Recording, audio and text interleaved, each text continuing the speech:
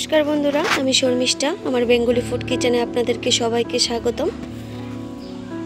এই দেখুন বন্ধুরা, আমাদের বাড়ির মরিচ গাছ। এই দেখুন কত সুন্দর সুন্দর মরিচ। আজ এই মরিচগুলি পেরে আমি একটা বেগুনের রেসিপি রান্না করব। বন্ধুরা, আপনারা সবাই দেখবেন। বন্ধুরা, টেবিলে কিছু বেগুন রাখা আছে। এই বেগুনগুলি দিয়ে এখানে ডাল ভেজানো আছে। আমি এই ডালগুলি বড়া করে তারপর বেগুন দিয়ে আমি আলু ভেজে আলু বেগুনের ঝোল বানাবো।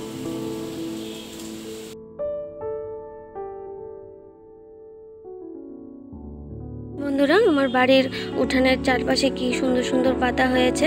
বন্ধুরা, আপনারা কি পাতা বলেন আমরা জানি না, কিন্তু আমরা এইগুলিকে থানকুনি পাতা বলি।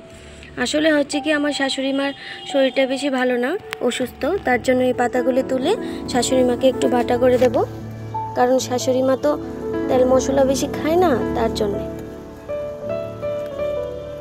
আপনারা কমেন্ট করে জানাবেন আপনারা এইগুলিকে কি বলেন। বাড়ির গাছের মরিচ দিয়ে এগুলিকে আমরা বাটা বানিয়ে দেব। এই দেখুন কিভাবে পাতা তোলা হচ্ছে। এই দেখুন বন্ধুরা, টপ থেকে আমরা কিছু মরিচ পেরে নিচ্ছি। একটু বড় বড় সাইজের মরিচগুলি নিচ্ছি, কড়া মরিচগুলি নিচ্ছি না, নাহলে ঝাল হবে না বেগুনের রেসিপিটা।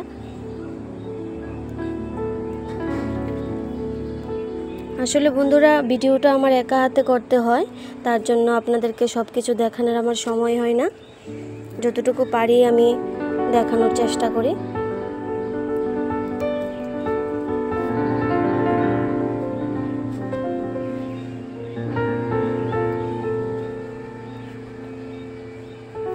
মরিচটা পেরে নেব।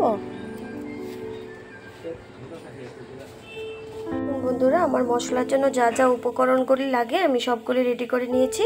এই দেখুন, এখানে আছে মরিচ, এখানে পেঁয়াজ, একটু জিরার গুঁড়ো, একটু ধনের গুঁড়ো দিয়ে নিয়েছি। এখন আমি এটাতে মিক্সিতে এটা পেস্ট করে নেব। এটা কি সুন্দর পেস্ট হয়ে গেছে। এটার মধ্যে কোনো আমরা শুকনো লঙ্কা দিইনি, শুধু কাঁচা লঙ্কা দিয়েছি। এই দেখুন, তারপর এটার মধ্যে একটু হলুদ গুঁড়ো দিয়ে দেব। দেখুন বন্ধুরা, থানকুনি পাতাগুলি তুলে এনে ধুয়ে রেডি করে নিয়েছি। তার মধ্যে একটা পেঁয়াজ অর্ধেক করে দিয়েছি, দুটো কাঁচা লঙ্কা দিয়েছি, তারপর এটা পেস্ট করে নেব। এই দেখুন কত সুন্দর। এটা গরম গরম ভাতের সাথে খেতে খুব মজা লাগে। এটা সবাই খেতে পারে।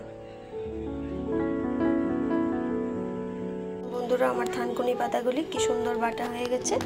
এইগুলিকে আমরা থানকুনি পাতার ভর্তা বলি। এই দেখুন কি সুন্দর। আপনারাও বাড়িতে বানিয়ে অবশ্যই ট্রাই করবেন এবং আমাকে কমেন্ট করে অবশ্যই জানাবেন। যারা পেট খারাপ হয় তাদের জন্য এটি খুবই ভীষণ উপকারী।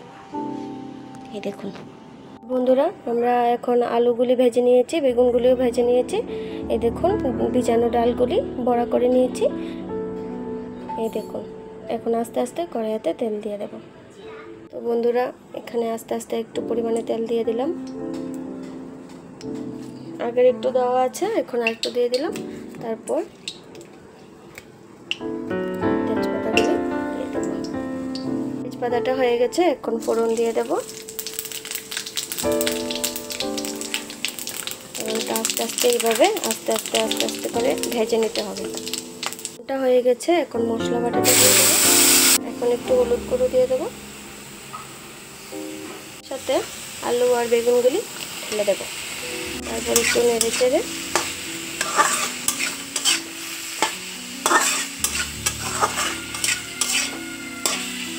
তারপর একটু পরিমাণ মতো নুন দিয়ে দিলাম।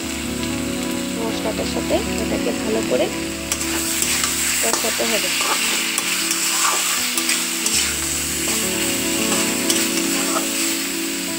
তারপর একটু পরিমাণ মতো জল দিয়ে দেবো। এই দেখুন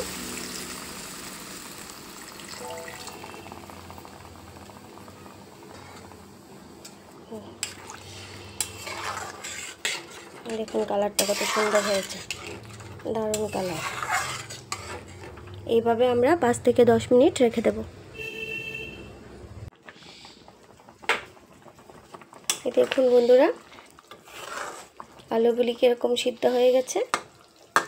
তারপর আস্তে আস্তে ডালটা বড়া করে রেখেছি ওটা ঢেলে দেব।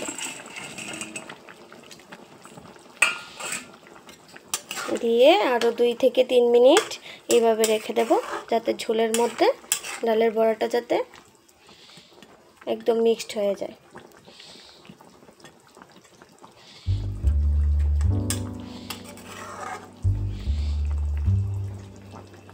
এখন বন্ধুরা কি সুন্দর হয়ে গেছে। এখন গরম মশলা দিয়ে দেবো একটু ভালো সেন্টের জন্য। দেখুন সুন্দর হয়ে গেছে বেগুনের ঝোলটা।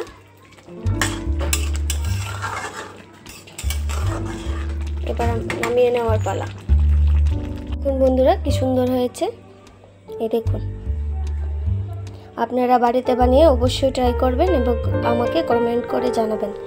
আর আমার চ্যানেলে নতুন নতুন ভিডিও পেতে সাবস্ক্রাইব করুন, ফলো করুন, লাইক করুন, কমেন্ট করুন।